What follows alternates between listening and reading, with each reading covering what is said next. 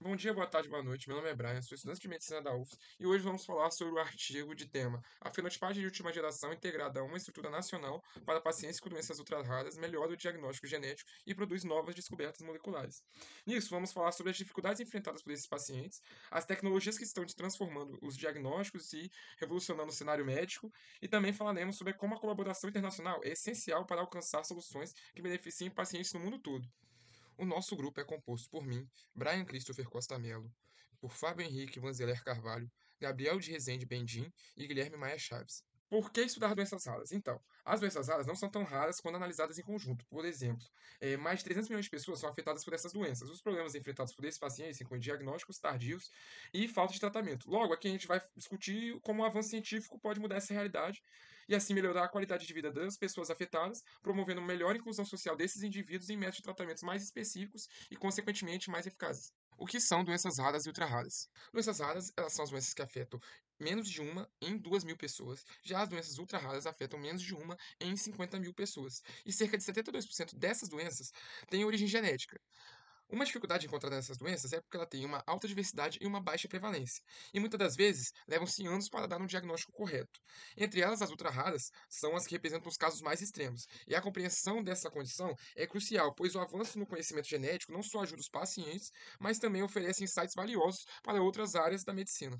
Agora sobre o projeto Translate Nemes. É um estudo prospectivo da Alemanha que foi feito para diagnosticar doenças ultra-raras. O projeto usou uma abordagem multidisciplinar, integrando sequenciamento de exoma, que é uma técnica que analisa apenas as regiões codificadoras do genoma, os exons, onde estão localizadas a maioria das mutações relacionadas a doenças genéticas, e a fenotipagem de última geração, que é uma abordagem que combina tecnologia avançada com inteligência artificial para assim analisar melhor as características físicas e clínicas dos pacientes, incluindo imagens faciais, identificando padrões associados a doenças genéticas.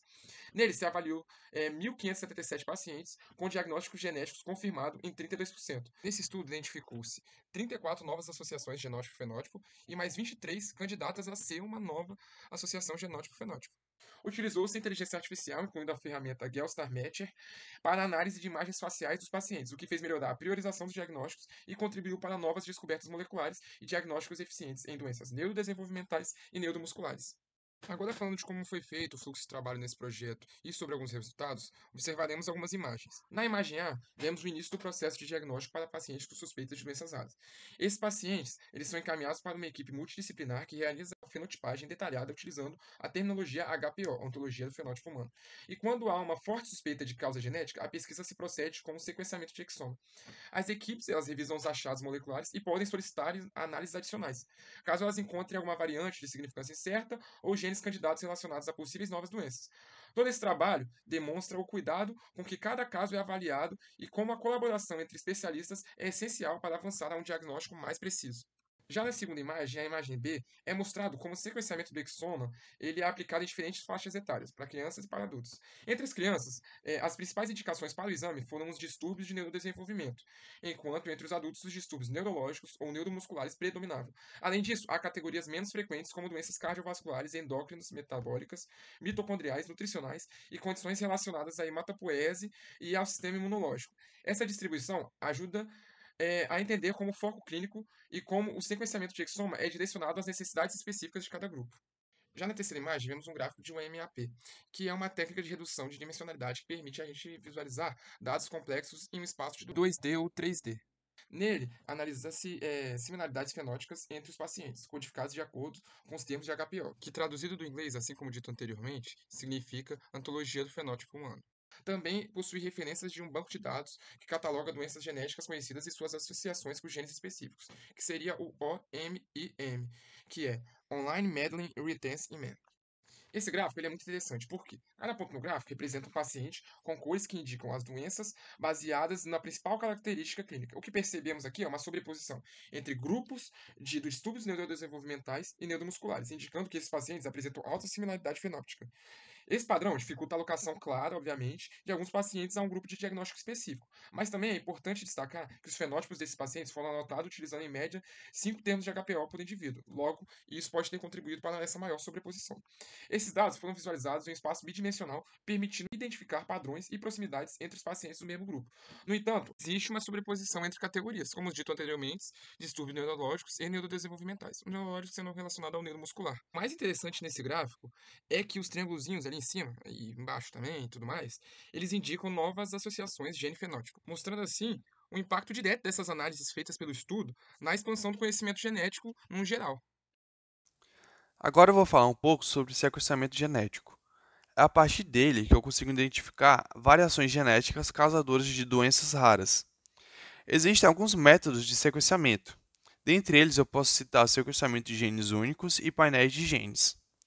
A partir desses dois, eu consigo identificar aberrações genéticas, porém, eles são mais eficazes apenas quando o fenótipo é altamente preditivo da causa molecular, a exemplo de hemoglobinopatias. Para casos mais complexos, métodos mais abrangentes são necessários, como o sequenciamento do exoma, que no caso é o sequenciamento alvo do artigo. Agora eu vou falar sobre os resultados utilizando esse sequenciamento do exoma. Primeiramente, eu vou falar sobre esse gráfico A, que ele está retratando o rendimento diagnóstico por faixa etária. Crianças com 400 casos têm maior rendimento diagnóstico, proporção mais alta, com maior identificação de novos genes da doença ou candidatos de alta evidência, área preta da barra. Adultos com 68 casos apresentam rendimento diagnóstico inferior em comparação com as crianças. Já no gráfico B, vai falar sobre rendimento diagnóstico por categoria de doença. Pacientes com doenças neurodesenvolvimentais apresentam maior rendimento diagnóstico com maior proporção de novos genes identificados. Outras categorias, como a cardiovascular e a neurológica, apresentam rendimentos menores. Diferenças estatísticas significativas entre categorias foram marcadas com asteriscos que estão localizados acima das colunas. De 1.577 pacientes, 499 tiveram um diagnóstico estabelecido. O rendimento diagnóstico foi ligeiramente maior em crianças, 32%, do que em adultos, 28%, e 2 vezes maior em pacientes designados para a categoria de distúrbio do neurodesenvolvimento do que para todas as outras categorias de doenças. Além disso, foram identificadas algumas variações. A primeira foi variantes de significância incerta, que são alterações que precisam de mais estudos para determinar seu papel na doença. A segunda foi o enriquecimento de variantes sem sentido, que são alterações que interrompem a produção da proteína, sendo fortes candidatos para a explicação de doenças, especialmente em condições genéticas raras. Esses achados demonstram que o sequenciamento do exoma pode detectar alterações genéticas importantes, mas a interpretação ainda é um desafio clínico. Agora, à esquerda, nós temos um gráfico de setores colorido que exibe o percentual de cada tipo de mutação dentro do grupo dos diagnósticos. Então, por exemplo, o AD de novo significa mutação autossômica dominante de novo, ou seja, que não foi herdada. E esse tipo de mutação foi o mais prevalente, foi o maior responsável pelos diagnósticos efetuados, seguido pelo AD, que é autossômica dominante herdada. O AR significa autossômica recessiva, com O entre parênteses em homozigose, com compiete em composição heterozigótica, XL ligado ao X e MT mitocondrial. Agora, os gráficos à direita se referem exclusivamente aos grupos com mutação autossômica recessiva e estão informando o percentual de pacientes que estavam aptos a seguir com a triagem de portadores. Agora, com relação a variantes de novo e mosaicismo, os diagnósticos baseados nesse tipo de variante foi de 228, 45% do total. Embora o número de pacientes diagnosticados tenha sido de 499, houve 11 diagnósticos duplos, então a soma total dos diagnósticos é 510. E essas variantes, de novo, foram a causa mais comum em famílias com autozigosidade baixa, coeficiente de endogamia abaixo de 2%. A segunda causa mais comum também em famílias com consanguinidade. E quanto ao mosaicismo, que é a presença de 2 materiais genéticos em um único organismo, 3 famílias inicialmente classificadas como variantes de novo apresentaram evidências. Por exemplo, uma variante patogênica em PUF60 detectada em 2 irmãos com atraso no desenvolvimento. Foi presumida como mosaicismo nas gônadas. Agora, com relação à carga de doença recessiva, reflete 125 dos casos resolvidos, que é um percentual de 14,5% do total de diagnósticos. Esses diagnósticos recessivos foram mais frequentes em pacientes com consanguinidade presumida, ou seja, elevada autozigosidade. Neste grupo foi de 41%, já no grupo de baixa autozigosidade, 31%. Ainda sobre esse tópico, falando sobre os modos de herança, com relação às variantes homozigotas, o grupo de elevada autozigosidade apresentou 73% desse tipo de variante, enquanto que o grupo de baixa autozigosidade apenas 2%. Agora, as variantes, de novo, refletem 54% das variantes presentes no grupo de baixa autozigosidade, e no grupo de autozigosidade é apenas 13%, o raciocínio inverso. A implicação disso é que a doença recessiva é 7 vezes maior em famílias com o coeficiente de endogamia maior que 2%, ou seja, alta autozigosidade. Este gráfico mostra para nós no eixo Y o percentual de autozigosidade e no eixo X os diferentes tipos de mutação. E percebam que a autozigosidade é maior nos pacientes com mutações autossômicas recessivas, sobretudo em homozigose, vide a caixa da esquerda. Esses gráficos refletem para nós, novamente, o percentual dos tipos de mutação nos grupos de baixa e alta autozigosidade. A diferença entre os dois gráficos é que à esquerda nós temos no eixo Y um número de mutações herdadas dividido pelo número de mutações totais. E à direita nós temos o número de mutações herdadas dividido pelo número de mutações de novo. E é por esse motivo que à direita, na coluna do grupo de baixa autozigosidade, a coluna está achatada. Isso porque esse grupo de baixa autozigosidade apresenta muitas mutações de novo e um menor número de mutações herdadas. E quanto aos diagnósticos moleculares duplos e outros achados, a incidência desse tipo de diagnóstico foi de 11, representando 2% dos casos, e os fenótipos ora se apresentavam como distintos entre si, ora com sobreposição de sinais e sintomas. Vou começar a falar sobre o enriquecimento de diagnóstico ultra-raro. Nos 499 indivíduos que o sequenciamento de exoma levou a um diagnóstico molecular, um total de 549 variantes causadoras de doenças foram identificadas, em 362 genes diferentes associados à doença, bem como foram encontradas variantes estruturais que afetam 14 regiões genômicas. Esses números sugerem que cada distúrbio genético específico teve uma prevalência muito baixa. Para esclarecer essas informações, os resultados foram comparados com o número total de submissões clínicas prováveis patogênicas para os respectivos genes, conforme a figura A. Na figura B, o primeiro quartil corresponde às doenças raras mais frequentemente identificadas, e nesse grupo contém 40.078 variantes atribuídas a 47 genes. No grupo de 499 indivíduos que teve o sequenciamento de exoma, apenas 33 pacientes e 14 genes diferentes associados à doença se enquadram nesse primeiro quartil. Em contraste, a maioria dos 499 pacientes se enquadram no quarto quartil, que é o que contém os genes de doenças com menor número de submissões clínicas. Já a figura C apresenta o número de diagnósticos atribuídos na corte atual, sendo que a mais da metade foram atribuídos durante os anos de 2011 e 2022. Sobre os novos genes de grau de diagnóstico e candidatos citados.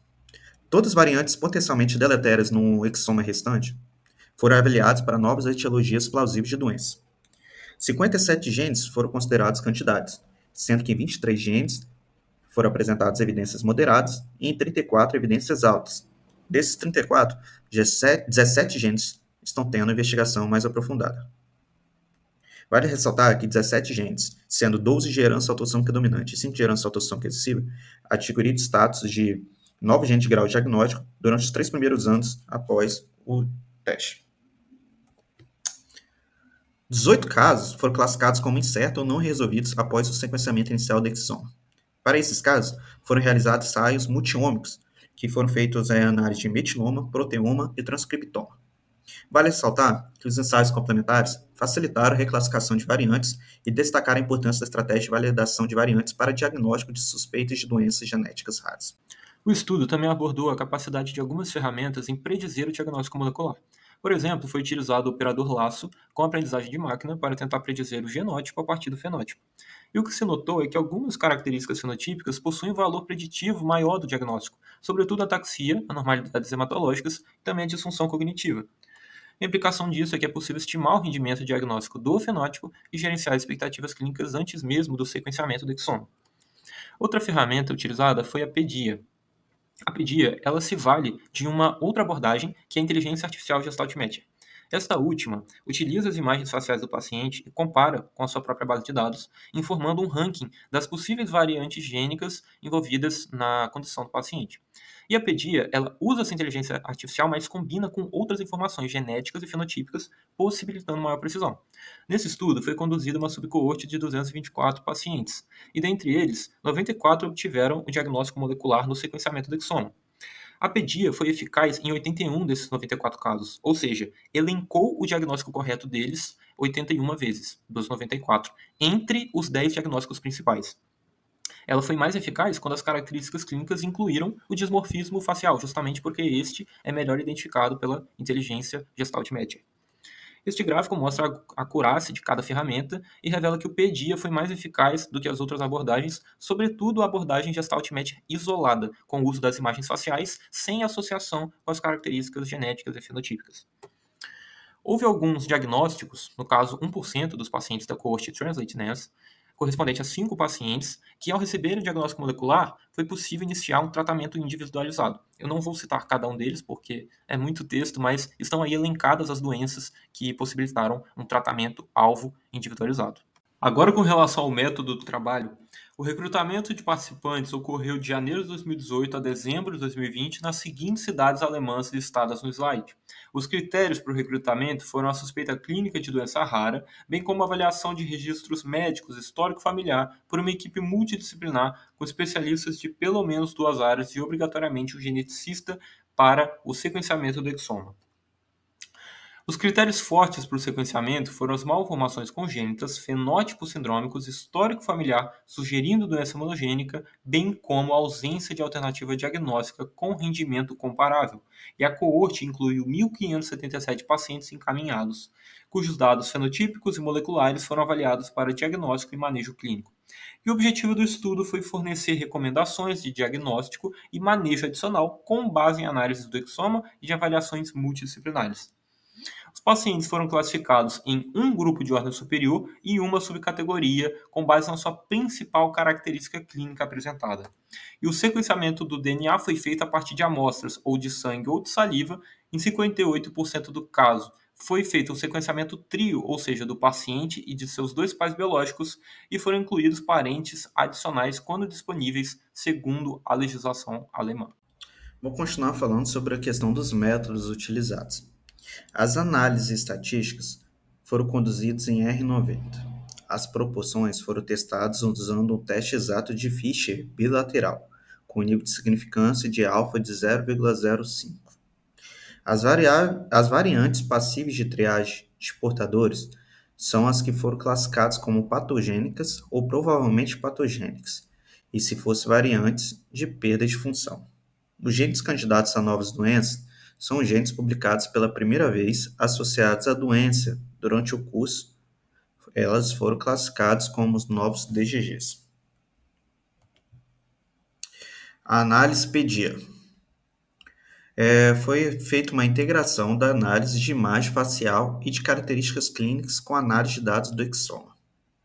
Cada paciente teve uma imagem facial frontal, suas características clínicas codificadas na terminologia HPO, e dados de sequenciamento do exoma disponíveis para análise.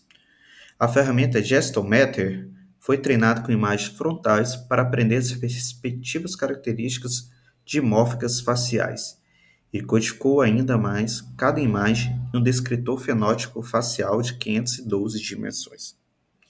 O teste foi realizado em 2 coortes, sendo a coorte da PEDIA e a coorte de validação, sendo relatado posteriormente as precisões de cada coorte. Agora eu vou falar de aspectos que são discutidos no artigo e que são de suma importância quando o assunto é sequenciamento do exoma. O primeiro de todos é a redução do tempo de diagnóstico. Reduzir o tempo de diagnóstico de anos para menos de 1 ano melhora o prognóstico e otimiza o uso de recursos de saúde.